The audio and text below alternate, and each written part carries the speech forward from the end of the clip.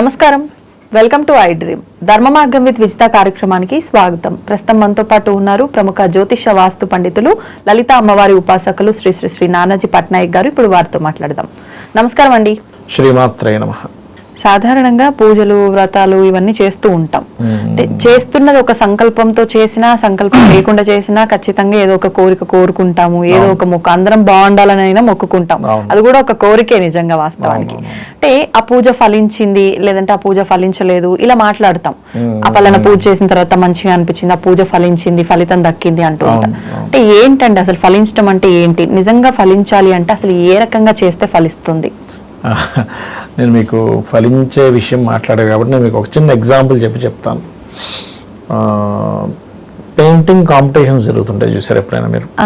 చాలా పెద్ద ఆర్టిస్టులు వచ్చి చేస్తుంటారు. అందులో కొంతమందికి గిఫ్ట్ అంటే వాళ్ళకి పేరు వస్తుంది, కొంతమందికి రిజెక్ట్ అవుతుంది. అంత అద్భుతమైన పెయింటింగ్స్ కూడా. కానీ ఒక చిన్న పిల్లో పాపో బాబో ఒక పేపర్ మీద ఒక పువ్వులాగా ఏదో పిచ్చిగీతలు ఇలా గీసి తల్లికో తండ్రి కూర్చుని అబ్బా ఎంత బాగుందని మెచ్చుకుంటారు. ఆ పెయింటింగ్ అద్భుతంగా ఉందా, లేకపోతే తల్లి వాడిని ఎంకరేజ్ చేయడం కోసమో వాడి ఆనందం కోసం అన్నదా? రెండోది. అంతే కదా. అట్లాగే మనం ఏదో పూజ చేసాము, మనం ఏదో దేవతను మెప్పించేసాము, మనం ఏదో అద్భుతంగా చేయగానే అమ్మవారు ప్రత్యక్షమైందంటే అది తప్పే, మనం అజ్ఞానంలో ఉన్నట్టే. మన మీద విపరీతమైన కరుణ దయతో అమ్మవారు అనుగ్రహిస్తుంది మనకి. మనం చేసే పిచ్చి గీతలు లాంటిది అంటే కనీసం మనకు అలాంటి పిచ్చి గీతలైనా గీయడం రావాలి.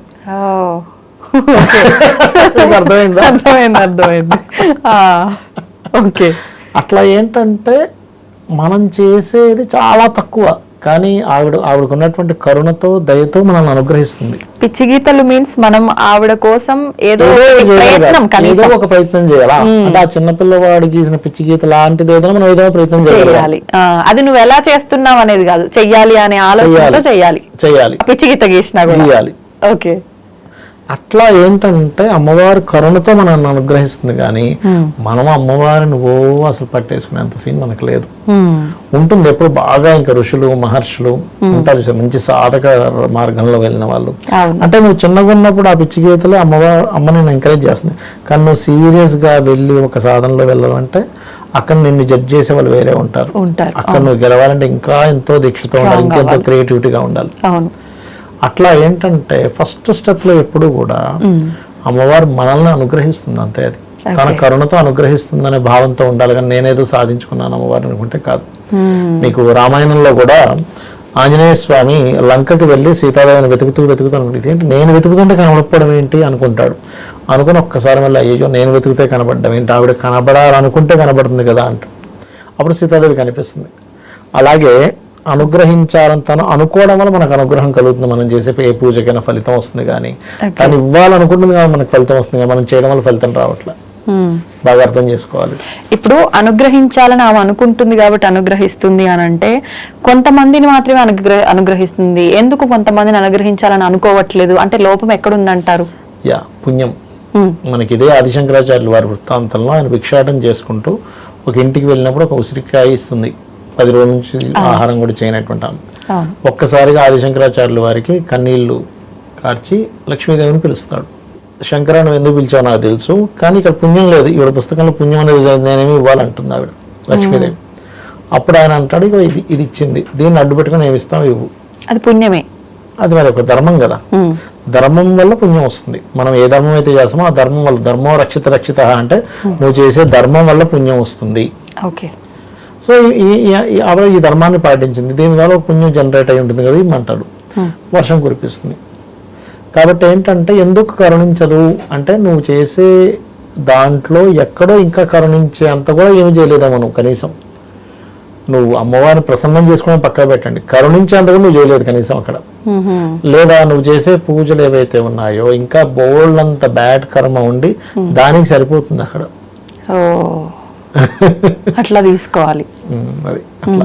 ఇంకోటి ఏంటంటే మీకు మరీ ఇంకా అనుభవించే టైం నడుస్తుంది అనుకోండి, అంటే బ్యాడ్ అనుభవించే టైం బాగా ఉంది, ఇప్పుడు ఇది అనుభవిస్తే కానీ నీకు ఇది కరెక్ట్ కాదన్నప్పుడు కూడా భగవంతుడు ఆపుతాడు కొన్నిసార్లు. అంటే ఎలా అంటే ఫుల్గా బిర్యానీ తిన్నామండి, మళ్ళీ ఇంకో బిర్యానీ తినాలంటే కడుపు నిండా తినలేము, అది తింటే బయటకు వచ్చేస్తుంది. అలాంటి టైంలో కూడా పరమాత్మ లేదు ఇక్కడ వీళ్ళు అయిపోయే టైం ఇదంతా కూడా అనుభవించాల్సిన సమయం అని చెప్పని ఆగడం కూడా జరుగుతుంది. అయిపోయే టైంలో ఎక్కువగా ఇబ్బంది అనిపిస్తుంది అని అంటూ ఉంటారు చాలా మంది. అంటే ఇప్పుడు శని మహర్దశ పీరియడ్ నడిచేటప్పుడు అది వాస్తవం అంటారా, మన ఫీలింగ్ అంటారా? కొంత మన ఫీలింగ్ ఉంటుందండి, కొంత వాస్తవం కూడా ఉంటుంది, రెండూ ఉంటాయి. ఇప్పుడు సంతృప్తి యోగాలను ఉంటాయి జాతక చక్రంలో, గురువు శుక్రుడు వల్ల ఏర్పడతాయి. అలాంటి వాళ్ళకి మేము జాతకం చెప్పేటప్పుడు నువ్వు ఎక్కువ కష్టాలు పడుతున్నావు అని చెప్పం, ఎందుకంటే అతని మీద కష్టాన్ని కష్టంగా తీసుకోడు. ఏముందిలేండి ఎవరికి లేవండి అంటాడు, ఏం మాట్లాడినా కూడా. అంటే కొంచెం మీకు ఫైనాన్షియల్ ఇబ్బంది ఉంది అన్నాం అనుకోండి, ఎవరికి లేవు సార్ అందరికీ ఉన్నాయి సార్ అంటాడు. మీరు కొంచెం వర్క్ లో స్ట్రెస్ ఉందండి కదండి ఈ మధ్య అంటే, అందరూ స్ట్రెస్ పడుతున్నారు సార్, నేను ఏదో కొద్దిగా పడుతున్నా అంటాడు. కానీ సంతృప్తి యోగాలు లేని వ్యక్తి గనక అతను నెలకు ఒక 5 లక్షలు సంపాదిస్తున్నా కూడా మీకు బాగానే ఉంది కదా సార్, 5 lakhs వస్తున్నాయి అంటే ఇంకేం ఏం సరిపోతున్నాయి సార్ 5 lakhs ఏం సరిపోవట్లే, నెలకి ఈఎంఐలు ఉన్నాయి, చాలా టెన్షన్ ఉంది సార్ అంటాడు. అంటే సంతృప్తి యోగాలు ఉన్నప్పుడు ఆ వ్యక్తి 20,000 తెచ్చుకున్న సంతృప్తిగా ఉంటాడు, స్ట్రెస్ ఫీల్ అవ్వడు. మీకు సంతృప్తి యోగాలు లేకపోతే 10 లక్షల నెలకు వచ్చినా కూడా ఇంకా బాధలోనే ఉంటాడు. ఎవరితోటో పోల్చుకోవడం కన్నా కొన్నిసార్లు మనకు మనమే స్టార్టింగ్ స్టేజ్ కి డెవలప్ అవుతున్నప్పుడు స్టేజ్ కి కంపేర్ చేసుకుంటే నిజంగా ఇది ప్రతి ఒక్కరు వాళ్ళకి వాళ్ళు రియలైజ్ అవుతారు. ఎగ్జాక్ట్లీ. కాబట్టి నేను చెప్పేది ఒకటే, మీరు ఎప్పుడు కూడా పూజ చేసేటప్పుడు, ఇప్పుడు మనకి శ్రావణ మాసంలో ఇప్పుడు మనకి శ్రావణ శుక్రవారాలు ఇవన్నీ వస్తాయి. అవునండి. ఇక్కడ మీరు అర్థం చేసుకోవాల్సింది ఒకటే, అమ్మవారు కరుణిస్తుంది, అమ్మవారు అనుగ్రహం వల్ల చేయగలుగుతున్నాను ఈ పూజ. ఇప్పుడు పూజ చేసేటప్పుడు కూడా ఏంటంటే కొన్ని నియమాలు ఖచ్చితంగా పాటించాలండి, లేకపోతే మీరు ఎన్ని పూజలు చేసినా వేస్ట్ అంటానండి. శ్రావణ శుక్రవారాలు చేస్తారు, పొరపాటును కూడా చీరకొని అమ్మవారి పెట్టేట ముందు షాప్ లో అయినా ఇంట్లో అయినా తీసుకొచ్చి పైన వేసుకోకూడదు, మనం వేసుకోకూడదు. అసలు చాలా పెద్ద తప్పది. అంటే నీకు ఎలా ఉంటుందని చూసుకుంటున్నావు, నువ్వు అమ్మవారికి ఇంకెందుకు పెడుతున్నావు? కానీ కొత్త వాటికి తప్పు ఉండదు అంటారు కదా. లేదు, పూజకు సంబంధించిన వాటిలో తప్పే, అమ్మవారికి పెట్టి చీర విషయంలో అసలు చేయకూడదు అలాగా. మరి ఇప్పుడు మనం అంటే వేసుకోమేమో, ఈ విషయం తెలుసు కాబట్టి, అది ట్రయల్ వేసినప్పుడు ఎంత మంది వేసి ఉంటారు? మీ భావన ఏముంది అక్కడ? నేను అనేది ఏంటంటే ఒక పూజకు అమర్చుకునేటప్పుడు భావన ఇస్ మోస్ట్ ఇంపార్టెంట్. ఇది అమ్మవారికి తీసుకొస్తున్నాను, ఇంట్లో 5 మంది ఉన్నాము, 5 మందికి ఇంత సరిపోతుంది కదా ఫుడ్, అమ్మవారి పెట్టి నైవేద్యం అనుకుంటే అమ్మవారు ముట్టుకోదంట, నేను స్వీకరించదు. మిమ్మల్ని ఇంటికి పిలిచాము, విజయ గారు మీరు తినరని మాకు తెలుసు అండి, మా ఇంట్లో ఒక 10 మంది ఉన్నాం, 10 రెళ్ళు 20 స్వీట్లు అక్కడ పెట్టాం, కానీ మీరు తినరని మాకు తెలుసు, మేము తర్వాత తింటామంటే అసలు మీరు ముట్టుకుంటారా? అసలు ఏంటి నేను తిన్నాను తెలుసా, కన్నా ముందు సోగా పెట్టారా? అసలు మేము తిన్నాను తెచ్చుకున్నాం అని చెప్పడమే పెద్ద తప్పు అసలు అక్కడ. అలా ఏంటంటే అమ్మవారి కోసం ఆ పుష్పాలు తెచ్చాను, అమ్మవారి కోసం ఆ పళ్ళు తెచ్చాను, అమ్మవారి కోసం అమ్మవారి తినడం కోసం తెచ్చాను, ఫుల్ ఫీల్ అవ్వాలి. అప్పుడు తను స్వీకరించినప్పుడు మీకు వస్తుంది ఫలితం అంటున్నా నేను. తను స్వీకరించడానికి ఎక్కడా మీరు స్కోప్ లేకుండా మీరు తిందామని అనుకొని అక్కడ పెట్టినట్లయితే తను స్వీకరించదు. ఎందుకంటే మనం మనుషులమే మనం స్వీకరించాం, మేము తినాలని తెచ్చుకున్నాం సార్, ఏదో అక్కడ పెట్టాము సార్ అంటే అసలు మనం ముట్టుకోము. అవును, ఎందుకు ముట్టుకుంటా, మీరు తిన్నాను సార్ నాకెందుకంటే మీరు తినాలి అంటాం కదా. అలాంటిది విశ్వంలో తనకి లోటు ఏముంది చెప్పండి? ఇలా అనుకుంటే పాల సముద్రం వస్తుంది, ఇలా అనుకుంటే పెరుగు సముద్రం వస్తుంది. ఇలా అంటేనే నీకు వచ్చింది. కాకపోతే ఏంటంటే ఆనందిస్తుంది మనం పెట్టే దాంతో. ఎలా అంటే ఒక చిన్న పిల్ల తల్లికి చూడండి, ఒక్కోసారి చిన్న పిల్లలు వాళ్ళు చపాతి తీసి తల్లి నోట్లో పెడితే ఎంత పొంగిపోతుంది తల్లి, అబ్బా అని. అట్లా అమ్మవారు పొంగిపోతుంది, అబ్బా వీడు ఎంత ఆనందంతో పెడుతున్నాడు. కాకపోతే పరీక్ష ఉంటుందండి, ఒక రేంజ్ అంటే ఒక సాధకుడికి ఒక దీంట్లోకి వెళ్ళేటప్పుడు చాలా డౌన్ ఫాల్స్ చూపిస్తాయి. చాలా మంది భక్తులకి ఇది అనుభవంలోకి వస్తుంది.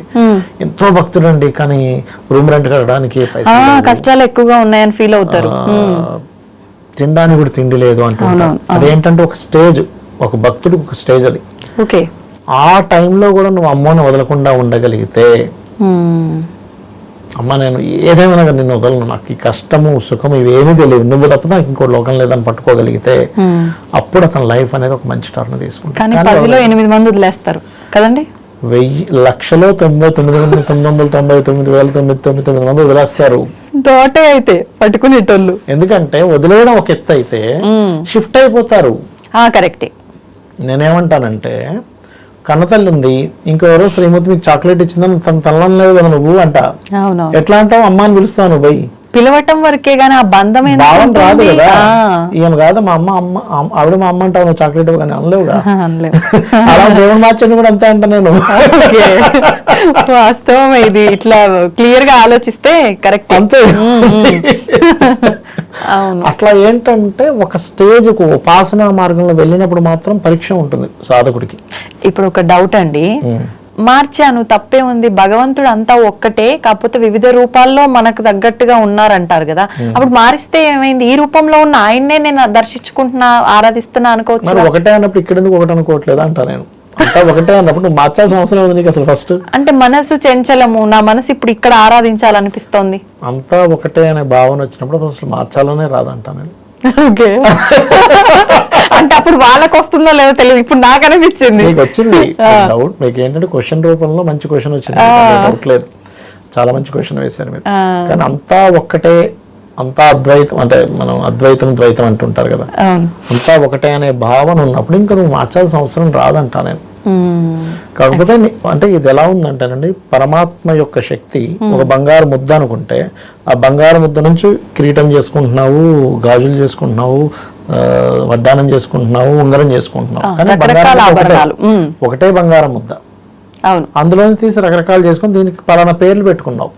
ఒకే పరమాత్మ యొక్క శక్తి రకరకాల రూపాల్లో నీకు వచ్చింది, శివుడు గాను, విష్ణువు గాను, బ్రహ్మ గాను, లక్ష్మీదేవి గాను, ఆ ఆకారం దాల్చింది అంతే, మరొకటి ఏం లేదు అక్కడ. ఇక్కడ ఏంటంటే నీకు అనుగ్రహం కావాలి అంటే కంప్లీట్ భావనతో, కంప్లీట్ గా తను తింటుంది, తను చూస్తుంది అనే భావనతో నువ్వు చేస్తే అది ఏ స్టేజ్కి వెళ్ళొచ్చు అంటే, ఒక స్టేజ్కి వచ్చేసరికి ఏమైపోతుందంటే, ఈ ప్రపంచంతో నాకు సంబంధం లేదు, ఇంకా ఫ్రెండ్స్ గురించి ఏమొద్దు, తనకు అమ్మవారు మించిన ఫ్రెండ్ లేదనిపిస్తుంది. సీరియస్గా అనిపిస్తుంది అది. నేను ఇట్లాగే మొన్నెవరో అడిగారు ఇట్లాగే, ఏమిటి అసలు భగవంతుణ్ణి పూజ చేయడం వల్ల ఏమిటని ఇట్లా ఎవరో సమ్ స్టూడెంట్స్ లాగా అడిగితే నేను ఒకటే అడిగా, నేనమ్మ నీకు ఎవరైనా ఒక పర్సన్ అతనికి ఏదైనా నీకు కష్టం చెప్పగానే అతను వెంటనే తీర్చేసేలాగైతే ఆ ఫ్రెండ్ నువ్వు వదులుకుంటావా అని అడిగా. అంటే వదలను అన్నాడు. అదే వ్యక్తికి ఇంకొంచెం ఎక్కడికైనా వెళ్ళి సెకండ్స్లో వెళ్ళిపోయే శక్తి ఉంటే నువ్వు వదులుతావా? అమ్మో అలాంటి ఫ్రెండ్ ఉంటే ఇంకేంటి వదలను అన్నాడు. అతను ఏదైనా సరే నీకు ఇవ్వగలను అనుకుంటే వదులుకుంటావా అన్నాను. అతనే దేవుడు, మరొకటి కాదు. నువ్వు ఫ్రెండ్ చేసుకో ఆ దేవుడిని. భలే లాజిక్ గా చెప్తారండి. సూపర్. నిజంగా అట్లాంటి ఫ్రెండ్స్ ఉన్నారంటారా ఇప్పుడు? ఫ్రెండ్ చేసుకోవచ్చు మీరు, భగవంతుని ఫ్రెండ్ గా మీరు ఫీల్ అవ్వచ్చు, తల్లిగా ఫీల్ అవ్వచ్చు, మిత్రుడిగా ఫీల్ అవ్వచ్చు. మన భావన అంత నిజంగా భావన. భవానీ భావనాగమ్య భవారణ్య కొటారిక అనే నామం ఉంటుంది అమ్మవారికి లలితా సహస్రనామాల్లో. ఇప్పుడు ఇంతకీ మీరు రెండే విషయాలు చెప్పారు, అట్లా పూజలో మనం చేస్తున్న తప్పులు ఇంకేమైనా ఉన్నాయంటారా? చీర విషయం ఒకటి, ఫుడ్ విషయంలో, నైవేద్యం విషయంలో ఒకటి. ముందు రోజు ఖచ్చితంగా మీరు ఏ పూజ చేసినా బ్రహ్మచర్యం పాటించాలి, గుర్తుపెట్టిన ముందు రోజు సాయంత్రం అల్పాహారం భుజించాలి. ఎందుకు అంటే నెక్స్ట్ డేకి మీరు చాలా ఫ్రీగా ఉండగలుగుతారు ఫుడ్ వల్ల. మీకు చిరాకుగా హెవీగా ఉన్నప్పుడు మీరు దానికి కనెక్ట్ అవ్వలేరు. ఏదో భగవంతుడు ఏదో కోప్పడతాడని కాదు, భగవంతుడు మీరు తినే ఫుడ్ కి సంబంధం లేదు. మీరు నాన్ వెజిటేరియన్ తిని కూడా పూజ చేసుకోవచ్చు, తప్పేం కాదు. సీరియస్ గా చెప్తున్నా, మటన్ చికెన్ తిని కూడా మీరు పూజ చేసుకోవచ్చు స్నానం చేసుకొని. అసలు దేవుడికి అటువంటి ఏ పట్టింపులు లేవు అంటా నేను. ఎందుకంటే ఇప్పుడు ఈ ఐడ్రీమ్ ఉందండి, ఈ ఐడ్రీమ్ లో రకరకాల డివిజన్స్ గా ఉంటారు. ఓనర్ కి మీరు శ్రద్ధగా పర్ఫెక్ట్ గా వర్క్ చేయడం కావాలా, మీరు ఏం తింటున్నారు అనేది కావాలా? వర్క్ చేయడమే కావాలి శ్రద్ధగా. మీరు మటన్ తింటే ఏంటి, చికెన్ తింటే ఏంటి, ఆయనకేం సంబంధం లేదు. అలా కాదు నేను వెజిటేరియన్, కానీ ఇంట్లో నేను ఈ ఐటమ్ సరిగ్గా పని చేయను, నేను వెజిటేరియన్ అండి అంటే వెళ్ళి ఇంట్లోనే కూర్చో అంటారు. నువ్వు పళ్ళు కాయలు తిన్నాయినా ఇంట్లో సంబంధం లేదు, నువ్వు ఏంటంటే నాకెందుకు, నువ్వు కరెక్ట్ వర్క్ చేయ అంటాడు ఓనర్. అంతేగా ఐటమ్ వల్ల. అట్లాగే పరమాత్మ కూడా నువ్వు సరిగ్గా బ్రతుకు, అంతేకాని నువ్వేం తింటున్నావు సంబంధం లేదు. కాకపోతే నువ్వు తినే ఫుడ్ లో నీకు అనిపిస్తుందా జీవహింస చేయకూడదని, నువ్వు ఆపుకో. నీకు అనిపిస్తుందా నువ్వు డ్రింకింగ్ హ్యాబిట్స్ వల్ల నా హెల్త్ పాడవుతుందని, నువ్వు ఆపుకో. ఎందుకంటే వామాచార పద్ధతుల్లో వాటిలో మరి మందు తాగుతారు, మాంసం తింటారు, అవే నైవేద్యం పెడతారు, రామకృష్ణ పరమహంస ఆయన మాంసం నైవేద్యం చేపలు నైవేద్యం పెట్టి చేపలే తినేవాడు, అమ్మవారికి నైవేద్యం పెట్టేవాడు. ఇప్పటికీ తారాపీఠ వెళ్తే ఫిష్ నైవేద్యం పెడతారు అక్కడ తారాపీఠలో, తారాదేవికి మందు పోస్తారు ఫిట్. అంటే నేను ఇక్కడ ఏంటంటే అదేదో అదే అలాగే చేయాలని నేను చెప్పట్లేదు, అదొక పద్ధతి అని చెప్తున్నా. మీరు అంటే మనిషిని హింసించకుండా ఉండడం నేర్చుకోవాలంటున్నాను. మనిషిని హింసిస్తే అది నువ్వు పూజ చేసిన వేస్టే. పరోపకారం పుణ్యం, పరపీడనం పాపం. ఎంతసేపు పూజ చేస్తూ పక్కింట్లో వాడు కారు మన గేట్ ముందు పెట్టినట్టున్నాడు, రేపు వాడితే ఇప్పుడు గొడవ వేసుకోవాలని ఆలోచనతో నువ్వు పూజ చేస్తే ఏం లాభం అంటున్నాను. అర్థమైందా మీకు? సౌండ్ విని పక్కింటోడు చెప్పాను, లాస్ట్ వీక్ చెప్పాను, మన ఇంటి ముందే కారు కొంచెం వచ్చినట్టుంది, ఇప్పుడు గొడవ వేసుకోవాలి పోయి అట్లా పూజ చేస్తాను సబ్ చేస్తాను. ఇంకేమో పూజ చేస్తాను, ఇంకేమో దేవతా సంబంధించిన దాంట్లో ఉన్నావు అంటా నేను. మనం పూజ సమయంలో వాళ్ళ గురించి ఆలోచిస్తున్నాం, అది నెగిటివ్ అయినా పాజిటివ్ అయినా పూజ ఫలితం వాళ్ళకి వెళ్ళిపోతుంది అంటారా? మనకు లేకపోయినప్పుడు అలా ఏం వెళ్ళదండి. కాకపోతే భర్త చేసిన పూజ 100% లో 50% భార్యకి వెళ్ళిపోతుంది, ఇమీడియట్ గా వెళ్ళిపోతుంది, ట్రాన్స్ఫర్ అయిపోతుంది. అది ఎక్కడ ఎవరు దాన్ని హ్యాక్ కూడా చేయలేరు ఆ పూజా ఫలితాన్ని. చేస్తే ఇస్తే భగవంతుడే హ్యాక్ చేయాలేమో మళ్ళీ. భగవంతుడే హ్యాక్ చేయకండి. విషయం ఏంటంటే నీకు పుణ్యం ఉంది, మంచి టైం నడుస్తున్నప్పుడు భగవంతుడు కూడా మిమ్మల్ని ఏమి డిస్టర్బ్ చేయడు.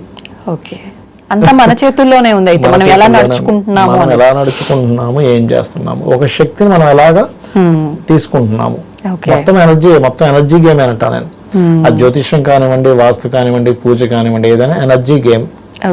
ఎనర్జీ సంపాదించుకోవడం అది రకరకాల రూపాల్లో ఉంది. మనీ రూపంలో ఉంది, వాక్కు రూపంలో ఉంది, ఒక శక్తి రూపంలో ఉంది, రకరకాల రూపాల్లో. నువ్వు దేన్ని ఎట్లా గెయిన్ చేస్తున్నావు అనేది ముఖ్యం. జిమ్కి వెళ్ళి బాగా శక్తి సంపాదిస్తే ఆ శక్తి వస్తుంది, ఆ ఎనర్జీ వస్తుంది. డబ్బు మీద పెట్టి డబ్బు సంపాదించుకోవాలంటే డబ్బు అనే ఎనర్జీ వస్తుంది. అధికారం గురించి సంపాదించుకుంటే అధికారం అనే ఎనర్జీ వస్తుంది. భక్తి అనేది సంపాదిస్తే అంటే ఇంకా హయ్యర్ ఎనర్జీ ఈజ్ భక్తి అంటా నేను. అప్పుడు ఏదైనా రావచ్చు, ఏదైనా కలవచ్చు. కాకపోతే ఒక హై లెవెల్లోకి వెళ్ళిపోయాక దేని మీద ఇంట్రెస్ట్ ఉండదండి మనిషికి. ఒక స్టేజ్కి వెళ్ళిపోయాక దేని మీద ఇంట్రెస్ట్ ఉండదు అసలు. ఒక సాధనా మార్గంలో అమ్మవారి దర్శనం ఇస్తున్నప్పుడు అసలు దేని మీద ఇంట్రెస్ట్ ఉండదు ఆ వ్యక్తికి. ఏంటి ఇవన్నీ చిన్న చిన్నగా అనిపిస్తాయి. అప్పుడు ఎంత స్థాయికి వెళ్తే అట్లా అనిపించాలి. నిజంగా అవన్నీ వద్దు అనుకున్న వాళ్ళు అంత స్థాయికి వెళ్ళగలుగుతారేమో. ఎగ్జాక్ట్లీ. అంటే మన యొక్క స్థితిని బట్టి ఆ రూట్ అనేది ఓపెన్ అవుతూ ఉంటుంది అక్కడ. ఓకే, ధన్యవాదాలండి. శ్రీమాత్రే నమః. And for more videos, please subscribe to iDream. Please subscribe to iDream. Please subscribe iDream. And please subscribe to iDream. For more videos, subscribe to iDream. please like, share and subscribe to the channel. Congratulations, iDream. Subscribe to iDream. Subscribe to iDream. So subscribe to iDream Media. iDream ki iDream team andarki huge congratulations. Please subscribe iDream Media. Please subscribe to iDream. Subscribe iDream. Please subscribe to iDream.